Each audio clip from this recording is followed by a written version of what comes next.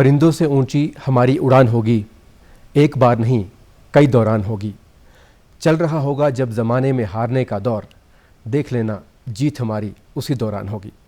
नमस्कार, खेल जगत कार्यक्रम में आप सभी का स्वागत है। कार्यक्रम के इस अंक में मैं हूं आपके साथ दीपक शर्मा।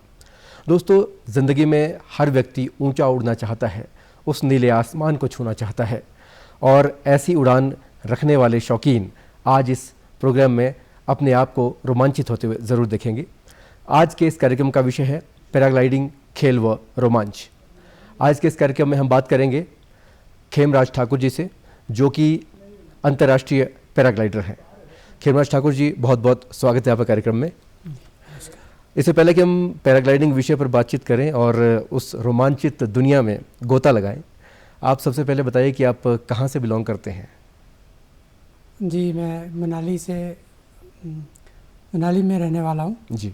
एक गांव में, और मनाली से ही मेरी जो बेसिक एजुकेशन हुई। हमारे हाई स्कूल का नाम है सरकारी स्कूल जगत सुख जी। उसके बाद गवर्नमेंट डिग्री कॉलेज कुल्लू, फिर यूनिवर्सिटी। उसके बाद मैंने अपनी मास्टर डिग्री जो है सिम्बायोसिस पुणे से की है। तो आप शिमला से भी पढ़ रहे हैं जी। और उसके बाद आप पुणे पढ़ाई के लिए चले गए थे। लेकिन अगर हम पैराग्लाइडिंग की बात करें तो इस फील्ड में आपका आना कैसे हुआ? कभी प्लान तो नहीं किया था जी। पर जैसे जब कॉलेज में थे तो दोस्तों के साथ अचानक से एक दिन ऐसा लगा कि भाई कुछ एडवेंचर किया जाए, कुछ अलग से किया जाए। और हम लोग फॉर्चुनेट थे कि हमें ये टूरिज़्म डिपार्टमेंट की तरफ से एक ट्रेनिंग का कोर्स निकला, और हम लोगों ने अब उसको दोस्तों के साथ मिलके एनरोल कर दिया। जी। शुरू में ये कोर्स सिर्फ हफ्ता 10 दिन का था, पर तब से आज तक हम कैसे इसमें रहे, ये एक बहुत बड़ी लंबी कहानी है। दिनों के बाद वर्षों कैसे बीत गए पता ही नहीं चला। जी जी, बिल्कुल आपने सही बात कही है। और ये एक जो खेल है रोमांच से भरा हुआ है, और शायद इसमें जो एक बार घुस जाता है इस खेल में, वो उसके बाद उससे बाहर नहीं निकलना चाहता, कोई भी नहीं निकलना चाहता है। आपकी वैसे मन में क्या इच्छा थी, आप क्या बनना चाहते थे? मैं हाई स्कूल के बाद 10+1 और 10+2 में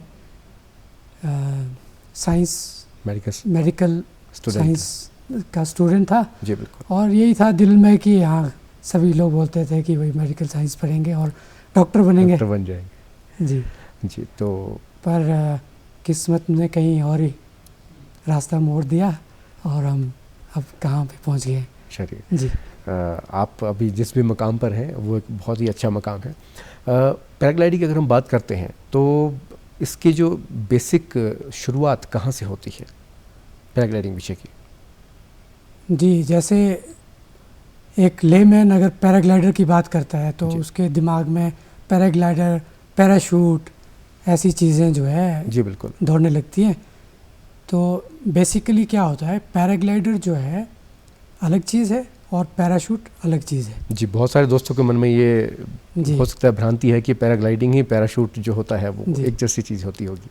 पैराशूट जो है बेसिकली एक सिर्फ एक लाइन पे नीचे उतरने के लिए यूज़ होता है। जी। और पैराग्लाइडर जो है वो एक जगह से दूसरी जगह को फ्लाई करता है, वो सीधे लेवल में भी फ्लाई कर सकता है। जी। पर अगर हम पैराशूट और पैराग्लाइडर की कंपैरिजन एक अच्छे तरीके से देखें तो पैराग्लाइडर जो है एरोप्लेन और पैराशूट के बीच में आता है। जी। एरोप्लेन जो है एक सीधी लाइन में फ्लाई करता है, बिल्कुल। पैराशूट एक सीधी लाइन में नीचे उतरता है। बिल्कुल। पैराग्लाइडर जो है बीच में एक एंगुलर फ्लाइट करता है। बिल्कुल जी। वो एक सीधे आर पार भी फ्लाई कर सकता है। जी। तो अगर हम बात करते हैं कि इसकी शुरुआत किस तरह से की जा सकती है अगर कोई करना चाहता है? ये भी एक हर एक के उसमें लगता है कि अरे मैं कैसे उड़ पाऊँगा, ये तो ऊपर से गिर जाऊँगा, ये होगा वो। एक्चुअल में जब पैराग्लाइडिंग की शुरुआत होती है तो ग्राउंड लेवल से होती है। जो सीखने वाला है वो ग्राउंड में रहता है, सिर्फ पैराग्लाइडर उड़ता है। तो पैराग्लाइडर जो है नॉर्मल बिहेव कर रहा है, जैसे कि वो आदमी के साथ उड़ रहा है तब भी, और जब आप ग्राउंड में उसको लेके दौड़ रहे हैं। बेसिकली ये स्लोप में होता है, जी इनटू द विंड किया जाता है, जो हवा के अगेंस्ट आप दौड़ रहे हैं और आपका पैराग्लाइडर हवा में है और आप ग्राउंड में ही हैं, पर आप मैन्यूवर कर रहे हैं उसको, ये कैसे टर्न होता है, कैसे पीछे जा रहा है, कैसे आगे जा रहा है, और कैसे एक लाइन में रखना है इसको, ये चीज़ें पहले ग्राउंड में सीखी जाती है। इसको हम ग्राउंड हैंडलिंग बोलते हैं। तो आपने कहा ग्राउंड कि हैंडलिंग जो है इसका फर्स्ट पार्ट है। जी, तो एक तरह से फर्स्ट पार्ट में सिर्फ ग्राउंड पे ही सिखाया जाता है, जी ये नहीं है कि सीधे उनको हवा में पैराग्लाइडिंग के लिए भेज दिया जाता है। तो ग्राउंड पे मैनूवरिंग पूरी तरह से सीखी जाती है। उसके बाद जो सेकंड लेवल और उसके बाद थर्ड लेवल होता है, उसमें क्या किया जाता है? जब आप ग्राउंड में परफेक्ट हो जाते हैं, आपको समझ में आ जाता है कि पैराग्लाइडर कैसे बिहेव कर रहा है, बिल्कुल, कि इसको कंट्रोल कैसे करना है। जब आप ग्राउंड हैंडलिंग कर रहे होते हैं, आपका बेसिक मोटो होता है कि आपको अबव हेड रखना है इसको। आगे जा रहा है तो भी गड़बड़ है, उसको पीछे कैसे रखना है। आप और पैराग्लाइडर जो है एक परपेंडिकुलर की तरह जो है एक स्थिति में होते हैं। या आप जैसे उड़ती बार जो है आदमी जो है पैराग्लाइडर के नीचे एक पेंडुलम की तरह काम करता है, जी, ठीक है, जैसे पेंडुलम की तरह हिलता रहता है। तो बस यही मूवमेंट सीखनी होती है। फिर जब आप इसको सीख लेते हैं तो आपको छोटा सा जंप करवाया जाता है, जैसे 2 सेकेंड 3 सेकेंड 2 सेकेंड 3 सेकेंड जो है आप एयरबॉर्न हो जाते हैं। जी, तो आपको एक फीलिंग आ जाती है कि पैराग्लाइडर जो है जैसे मैं भी इसके साथ उड़ रहा हूँ। तो फिर ऐसे आस्ते, फिर 2 सेकेंड के बाद 5 सेकेंड 10 सेकेंड ऐसे जो है ये लेवल बढ़ता जाता है। फिर एक लंबी उड़ान भरते हैं आप लास्ट में। तो उसके बाद जब वो टॉप लेवल पे पहुंच जाता है, फिर वो हवा में उड़ना शुरू कर देता है। जी। लेकिन अगर मान लीजिए कोई शुरुआत कर रहा है और शुरुआत ऐसी जगह पे करना चाहता है जहाँ पर वो, लेकिन इसके लिए जो शुरुआत की जाती है वो गवर्नमेंट डेजिग्नेटेड जगह पे ही कर सकता है, किसी और जगह पे नहीं की जा सकती है। जी, ट्रेनिंग साइट्स होती हैं जी, और ट्रेनिंग साइट पे ही आप इसको सीख सकते हैं। इसको प्राइवेटली और सरकारी दोनों तरफ से सीख सकते हैं, जी संस्थाओं के तौर पे? जी, दोनों तरफ से सीख। इसके लिए कोई बेसिक एलिजिबिलिटी क्राइटेरिया है क्या? सीखने वाला फिट हो, फिजिकली फिट हो, शारीरिक और मानसिक तौर पे फिट होना बहुत मानसिक जरूरी तौर पे भी फिट हो, और उसके शरीर में इतनी क्षमता हो कि वो एक जैसे ग्लाइडर है, आपका वेट अगर मान लो 60-70 kg है तो वो आपको उड़ा के ले जाएगा। जी, तो इसका मतलब है कि उसके पास इतना फोर्स है कि वो आपको उड़ा सकता है। तो उसको इतना हैंडल कर सके आप कि हवा के अगेंस्ट जो है, हवा के अगेंस्ट जो आप टेक ऑफ कर रहे हैं उसको कैसे आपने संभालना है, इतना सा आपके जो बाजुओं में जो है जोर होना चाहिए। कोई एज का क्राइटेरिया भी रहता है? एज रूल के हिसाब से आपको एक एडल्ट होना ज़रूरी है, बट अगर आप फिज़िकली फ़िट हैं और आप का वेट 50 kg से आप हो तो आप जो है कर सकते हैं, पैराग्लाइडिंग की जा सकती है। क्योंकि जो सबसे छोटा वेट कैरिंग कैपेसिटी जो पैराग्लाइडर की होती है वो 50-55 kg होती है। वो जिसका इतना वेट है वो इजीली कर सकता है। लेकिन कई लोगों के मन में इच्छा होती है कि वो पैराग्लाइडिंग करना चाहते हैं, लेकिन शायद शारीरिक तौर पे उतने ज़्यादा सशक्त नहीं होते हैं, या फिर हैंडीकैप्ड लोग जो हैं, क्या उनके लिए भी पॉसिबल है कि वो पैराग्लाइडिंग कर सकते हैं? जी, मैं नहीं बोलूँगा कि ये इम्पॉसिबल है, इट इज़ पॉसिबल, पर उसके लिए जो है आपके अंदर जो है उतनी ही जील होनी चाहिए, जील होनी पड़ेगी, तभी आप सीख पाएंगे। मन में वो जुनून होना बहुत ज़रूरी है। जी, जैसे मैंने कहा कि इसका बेसिक आइडिया जो है आपको ग्राउंड में रन करते हुए लेना है, ताकि आप ग्राउंड में रहें और ये हवा में उड़े, आप अपने आप को हर्ट न कर पाएँ। अगर सीखते हुए कुछ गड़बड़ हो जाए, आप हवा में ना, हवा की बजाय आप ग्राउंड में ही रहेंगे। और जैसे आपने हैंडीकैप की बात की, तो उसे जो है किसी दूसरे की मदद से, एक अच्छा टीचर की मदद से, सिमुलेशन के ज़रिए आर्टिफिशियली उसकी सिखाई जा सकती है। जी, मैं नहीं कहूँगा कि अपने देश में अभी हम इस लेवल तक पहुँच सकें, पर इट इज़ पॉसिबल, किया जा सकता है। अगर हम फ़ॉरेन की बात करें तो वहाँ पे कोई भी हैंडीकैप व्हील चेयर के साथ भी जो है उड़ जाता है। वो व्हील चेयर पर भी उड़ सकते हैं। जी, आप पै- उड़ सकते हैं। पैराग्लाइडिंग कितने टाइप्स की होती है वैसे? कमर्शियली है, प्रोफेशनल, किस तरह से हो सकती है? अगर मैं इसके एस्पेक्ट्स की बात करूं तो नंबर 1 स्पोर्ट्स हो गया, हॉबी। जी सेकंड हो गया आपका कमर्शियल। जी। थर्ड हो गया आपका जैसे कंपटीशन, कॉम्पिटिशन्स। आप कंपटीशन करना चाहते हैं बिल्कुल। तो एज ए हॉबी कोई भी इंडिविजुअल कर सकता है, कभी भी कर सकता है और कहीं भी कर सकता है। पहाड़ों में जो है, जैसे हम हिमाचल में रहते हैं, जो डेजिग्नेटेड बहुत साइट्स है सारी वहाँ पे कहीं पे भी है। पॉसिबिलिटी है। जी एक बार जब आप ट्रेन हो जाते हैं तो आप खुद डिसाइड कर सकते हैं कि मैंने कहाँ से उड़ना है और कहाँ लैंड करना है। जी। तब आपको किसी डेजिग्नेटेड साइट से टेक ऑफ करने या लैंड करने की ज़रूरत ज़रूरत नहीं नहीं है। होती है। जब आप एक्सपर्ट हो जाते हैं तो आप में इतना कॉन्फिडेंस होता है कि मैं कहाँ से उड़ूँ, बिल्कुल। कैसे उड़ूँ। जी। और जो दूसरे प्रकार हैं, ये प्रोफेशनल है और कंपटीशन लेवल का है। हाँ जी। सेकंड में आप कमर्शियल बात करें तो जो आम तौर पे देखा जाता है हमारे हिमाचल में बहुत, और अब तो पूरे इंडिया में मैक्सिमम टूरिस्ट जो पॉइंट्स हैं सब जगह पे होता है, उसे हम टेंडम फ्लाइंग बोलते हैं।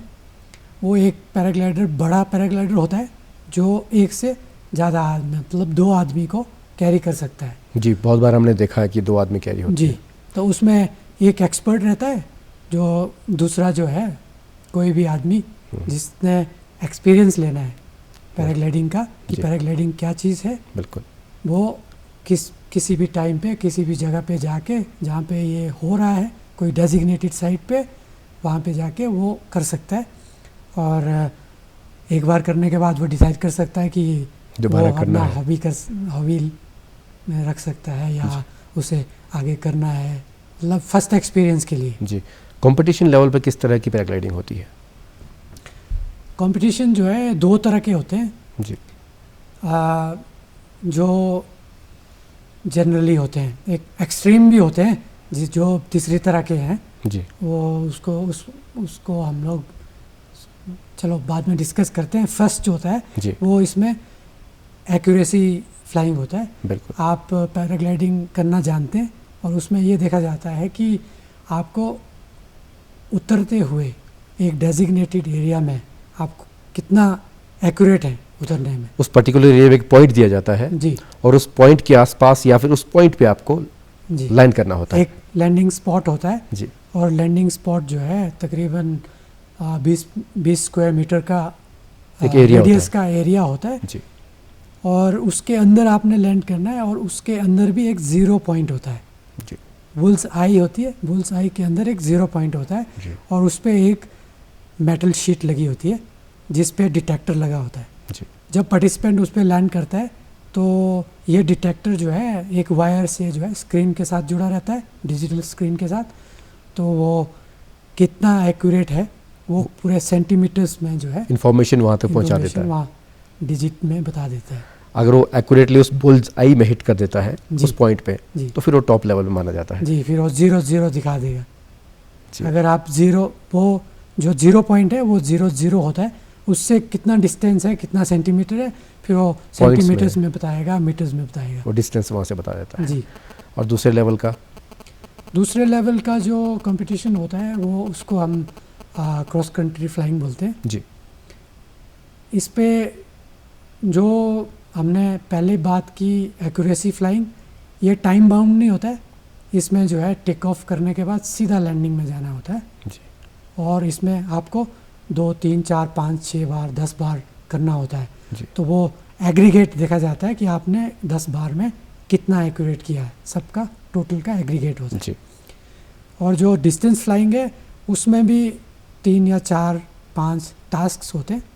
टास्क बोलते हैं हम, इतने 4-5 दिन की फ्लाइंग, जैसे सुबह से शाम तक बिल्कुल। तकरीबन टेक ऑफ करने के बाद 5-6 घंटा 7 घंटा की फ्लाइंग कंटिन्यूस बिना रुके करनी होती है। 5-6 घंटे कंटिन्यू फ्लाई करना। जी।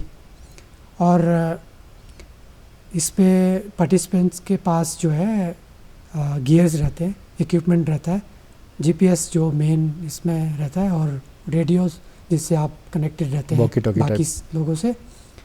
और जीपीएस में जो है आपको टास्क दिया जाता है, उस पे पॉइंट्स सेट होते हैं और फिर जो है आपने वो टच करना होता है। कोई पॉइंट्स 20 किलोमीटर दूर जाके, कोई 50 किलोमीटर, कोई 100 किलोमीटर जाके वापस आके आपने लैंड करना होता है उसी जगह पर। कई बार 1 से 2, 2 से 3, 3 से 2 वापस, फिर 1, फिर जो है लास्ट में लैंड करना होता है। तो इस पूरे टास्क को स्टार्ट करने से एंड तक कौन सबसे पहले करता है और 5 दिन में किसने शॉर्टेस्ट उसमें किया, वो विनर। टाइमिंग और एक्यूरेसी 2 चीज़ें इसमें देखी जाती है कि कौन जल्दी कर रहा है और कितनी एक्यूरेसी से कर रहा है। नहीं, इसमें एक्यूरेसी मैटर नहीं करती है, पर लैंड जो है एक डेजिग्नेटेड एरिया में ही करना होता है जी। लैंडिंग पॉइंट पे ही आना होता है। अगर आप उससे पहले उतर जाते हैं किसी कारणवश तो आप जो है उससे बाहर हो जाते हैं जी, डिस्क्वालीफाई हो जाते हैं। तो ये जो पैराग्लाइडर की हम बात करते हैं तो इसमें इस इक्विपमेंट में और कौन से इक्विपमेंट साथ में जुड़े होते हैं, इसको थोड़ा डिटेल से बताइए। काफ़ी सोफिस्टिकेटेड रहता है। जैसे आप फ्लाइंग बोल रहे हैं तो अगर आप एरोप्लेन की बात करें, जी बिल्कुल, पूरा नेविगेशन सिस्टम, ये आपका उड़ाने वाले का नॉलेज, बिल्कुल मेटीरियोलॉजी, टोपोग्राफी, सारी चीज़ें होती आपको जो है पूरा फिज़िक्स का ज्ञान होना ज़रूरी है हैं जी कि फ्लाइंग में क्या क्या चीज़ें यूज़ होती हैं। बिल्कुल, वेदर कंडीशन का होना बहुत ज़रूरी है। इन सब चीज़ को गॉज करने के लिए आपके पास इक्विपमेंट्स रहते हैं। जी जैसे आप उड़ते हैं तो हवा जो है आपके अगेंस्ट किस स्पीड से आ रही है, बिल्कुल। आप कितने स्पीड से उड़ रहे हैं, आपकी स्पीड क्या है, वो दोनों उस चीज़ों सब का के नॉलेज लिए- होना बहुत ज़रूरी है। उस सब के लिए आपके पास इंस्ट्रूमेंट रहता है, जीपीएस होता है, वेरियोमीटर होता है जी, तो विंड वेलोसिटी को भी नापा जाता है, उसके लिए इंस्ट्रूमेंट होता है जी। और लोकेशन के लिए जीपीएस होता है जी। जब आप उड़ते हैं, जी बिल्कुल, जैसे आप जो है पैराग्लाइडर के साथ उड़ रहे हैं, आप एक जो सिस्टम है वो एयरक्राफ्ट है, ठीक है जी, उसको हम एयर स्पीड बोलते हैं। आपकी एयर स्पीड, बिल्कुल आप जो उड़ रहे हैं वो एयर स्पीड है, वो शो हो रही है, आपकी स्पीड में उड़ रहे हैं। जी और जो विंड आपके अगेंस्ट आ रही है, हवा जो चल रही है, उसको विंड स्पीड बोलते हैं। बिल्कुल, और इन दोनों के कंपैरिजन में जो आपकी जो फ्लाइट पाथ है उसको जो है हम ग्राउंड स्पीड से नापते हैं। जी तो जैसे आपने अपने इंस्ट्रूमेंट से देखना है कि मैं लैंडिंग से कितना दूर हूँ, तो लैंडिंग कितना डिस्टेंस पे है, जी तो आप अपनी फ़्लाइट से देख सकते हैं कि मेरी एयर स्पीड क्या है, विंड स्पीड क्या है और मेरी ग्राउंड स्पीड क्या है और मुझे कितनी डिस्टेंस अभी लैंडिंग तक कैलकुलेट करनी है, फ्लाई करना है, मैं वहाँ तक पहुँच पाऊँगा कि नहीं पहुँच पाऊँगा, बिल्कुल। और आपका जो फ्लाइट पाथ है उस पर डिपेंड करता है। तो अगर हम कोई एक तरह से पैराग्लाइडिंग कर रहा है और कोई बीच में ऐसी दुर्घटना का एहसास हो जाता है, किस तरह से उसको रेस्क्यू किया जा सकता है? देखिए, इसमें दुर्घटना तो आप बोलेंगे ये आपने एक बार टेक ऑफ कर दिया, जी, उससे पहले आपके दिमाग में होना चाहिए कि मुझे किस तरह जो से भी अलर्ट रहना है, फ्लाई- एक्ट कैसे करना है। ठीक, जो भी पायलट टेक ऑफ कर रहा है उसके दिमाग में एक रफ आइडिया होना चाहिए, उसको हम फ्लाइट पाथ बोलते हैं जी कि मैं आज अभी उड़ रहा हूँ, यहाँ से टेक ऑफ करके वहाँ लैंड करूँगा, आज हवा ऐसी है और धूप इतनी निकल गई है, दिन का इतना टाइम हुआ है, इस टाइम पे जो है जैसे जैसे धूप जो है कम होती जाएगी, विंड की कंडीशन चेंज होती जाएगी, और टोपोग्राफी, मैं किस माउंटेन के साथ उड़ रहा हूँ, किस टेरेन में उड़ रहा हूँ और ये किस टाइम पे कैसे यहाँ पे विंड चेंज होगी, ये सब जो है उसके नॉलेज में होना पहले ज़रूरी जरूरी है जी, एक सेफ फ्लाइंग के लिए। जी। और सेफ्टी के लिए क्या क्या इक्विपमेंट साथ में उसमें रहते हैं? जो गैजेट्स की मैंने बात की वो यही रहता है कि आपका विंड, आप किस हाइट से ऊपर जा रहे हैं, जी, ये हम देख सकते हैं। जैसे आप ड्राफ्ट यूज़ करते हैं हम हाइट गेन करने के लिए, राइजिंग एयर का, वो हॉट एयर हो सकती है, या माउंटेन के साथ में डायनामिक विंड जैसे टकराने के बाद जो ऊपर उठती है, हम उसमें फ्लोट करके अपने आप को हाइट लेते गेन रहते कर हैं। सकते हैं अपनी। बिल्कुल, तो ये सब चीज़ें देखने के लिए जो है हमारे पास इंस्ट्रूमेंट रहता है कि किस स्पीड में मैं ऊपर जा रहा हूँ, बिल्कुल, किस स्पीड में नीचे जा रहा हूँ, जैसे हाइट गेन हो रही है, सिंक हो रहा है, लिफ्ट हो रहा है, ये सब चीज़ें जो है हम इंस्ट्रूमेंट में देख सकते हैं। पर मैंने लैंड कहाँ करना है, कब करना है, ये सब आपके दिमाग में होना पहले से चाहिए, होना पहले चाहिए। से। एक बेसिक सा क्वेश्चन हो सकता है अमन में कि जब भी पैराग्लाइडिंग करता है तो ऐसी क्या मैनूवरिंग होती है कि वो पैराग्लाइडिंग जो पैराशूट है या फिर पैराग्लाइडर है वो ऊपर नहीं जाता है, वो नीचे की तरफ ही जाता है या फिर सीधे सीधे फ्लाई करता है? किस तरह की मैनूवरिंग इस तरह से होती है? जो इसकी नॉर्मल फ्लाइंग है, पैराग्लाइडर की नॉर्मल जो फ्लाइंग है जी। वो जो मैंने आपको अभी बताया कि विंड स्पीड, एयर स्पीड, आपकी ग्राउंड स्पीड, वो इसका नॉर्मल बिहेवियर है। आपको सडनली कोई स्ट्रॉन्ग विंड आ रही है, स्टॉर्म में फंस गए हैं या क्लाउड्स आ गए हैं, तो जो क्लाउड के नीचे जो है एक लिफ्ट होती है, जैसे जब क्लाउड्स बनते हैं तो एक अप ड्राफ्ट वहाँ पे होता है। बिल्कुल। तो कभी जो है अनजाने में भी आप जो उसमें जा सकते हैं, जैसे आपको फिर उसमें आप घुस गए, कोई साइक्लोन टाइप अगर हाँ, हवा चल रही है। हाँ, तो उसमें आपके पास तरीके हैं जल्दी नीचे आने के, उससे बाहर निकलने के। जी, जी, वो उसमें ट्रेनिंग के काफ़ी- टाइम में पहले ही जी, सिखाया जाता है। काफ़ी सारे मैन्यूवर्स होते हैं जो पायलट्स को आने चाहिए कि इमरजेंसी में क्या करना है, कैसे बिहेव करना है। जी, तो अब फिर आप ये वेट नहीं कर सकते कि अब स्टॉर्म आ गया, अब मैं वेट करूंगा कब ये ठीक होगा ठीक फिर होने मैं के बाद। उतरूंगा, नहीं, क्योंकि उस आपको समय आप फिर- हवा में होते हो जी, और आपको उसको चैलेंज करके आपको निकलना इमीडिएट है एक्शन बाहर। लेना बहुत ज़रूरी जी। है एक तरह से। तो एक तरह से मेंटली और फिजिकली अलर्ट होना दोनों ही तरह से बहुत ही ज़रूरी है। जी जी, ये हवा का खेल है। जैसे आप पानी की खेल की बात करें या क्रिकेट की बात करें या कबड्डी की बात करें, जी, बाकी स्पोर्ट्स में आपको सब नज़र आ रहा है, पानी कितना गहरा है, कितना तेज़ चल रहा है, सब कुछ दिख रहा होता दिख रहा है, आप उससे वैसे बिहेव कर सकते हैं। पर ये जो है पूरा नेचर के ऊपर डिपेंड है। टोटल विंड जो है अनप्रेडिक्टेबल दिखती एक नहीं तरह है, से। वो आप सिर्फ फील करते हैं। जब आप उसमें घुस रहे हैं, उसमें इन्वॉल्व हो रहे हैं, फिर आपको समझ में आती है कि अब ये हो रहा है। जी बिल्कुल। ये फोरकास्ट जो बोलते हैं, वेदर फोरकास्ट, हमने जैसे मैंने पहले फ्लाइट पाथ की बात की कि मैंने कहाँ कर जाना है, क्या करना है, वो सब चीज़ें ठीक हैं, पर नेचर में कभी भी कुछ भी हो सकता है, तो इसके लिए जो है हमें तैयार रहना पड़ता है, प्रिपेयर रहना बहुत ज़रूरी है। जी। आज तक आपने करीब कितने कह सकते हैं कि स्टूडेंट्स को प्रिपेयर कर दिया है पैराग्लाइडिंग के लिए? एग्जैक्ट गिनती तो मैं नहीं बता सकता, जी, पर अपने लोकल पूरे देश के, बाहर के, सबको मिला नेशनल के इंटरनेशनल लेवल के जितने खिलाड़ी हैं सब आपके पास आते होंगे? शुरू में आते हैं। बाकी मैंने जैसे आपको बताया कि इसमें लेवल्स होते हैं, जी। बेसिक लेवल, फिर इंटरमीडिएट लेवल, फिर एक लेवल आता है जब आदमी जो है खुद डिसाइड करता है अब मैंने क्या करना है। जी, तो जैसे कंपटीशन फ्लाइंग करनी है या किसी ने कमर्शियली टैंडम चलाना है, टैंडम फ्लाइंग करनी है, जी, तो वो फिर आदमी उसको कैरी ऑन करके खुद सीखता है टाइम के साथ, और जी। दूसरे पायलट से एक्सपीरियंस लेके। जी, वैसे हम तो सिर्फ बेसिक ट्रेनिंग दे सकते हैं और दूसरे तीसरे लेवल तक की, फिर वो बाकी दूसरी जो- जगह भी जाके जी, कर सकता है। जी। अगर हम करियर की बात करें तो पैराग्लाइडिंग में करियर कितना सही साबित हो सकता है आपके अनुसार? रोमांच भरा कैरियर बोल सकता हूँ। जी, और अगर आप पैसे की बात करें तो ल्यूक्रेटिव भी है, बिल्कुल। ग्लैमरस भी है। आप जो है तरह तरह के लोगों से मिलते हैं। मान लीजिए आप पैराग्लाइडिंग सिखाते हैं या आप टैंडम पायलट हैं, तो आपके पास जो है एक डॉक्टर भी आ सकता है जो इसका एक्सपीरियंस लेना चाहता है, इंजीनियर भी आ सकता है, बिल्कुल। एक कॉमन आदमी भी आ सकता है, और हर एक बैकग्राउंड का। तो आप बहुत सारे बैकग्राउंड के लोगों से, प्रोफेशनल लोगों से, बहुत सारे स्ट्रीम के लोगों से मिलते हैं, उनसे बातचीत करते हैं, तो अच्छा लगता है कि जो आप कर रहे हैं बाकी लोगों को भी ये करना अच्छा लगता है। जी, और ग्लैमरस भी है आपको, क्योंकि ये जो इसमें इक्विपमेंट यूज़ होता है, मैक्सिमम चीज़ें जो है हमें बाहर से इंपोर्ट करनी पड़ती हैं, तो एक लेवल मेंटेन करना पड़ता है। आपको क्लोथ्स वैसे पहनने हैं, जी। आपके सनग्लासेस, ग्लव्स, शूज़। तो मतलब मेंटली और फिजिकली पूरी तरह से फिट जी, रहना बहुत जी। ज़रूरी है इसके लिए।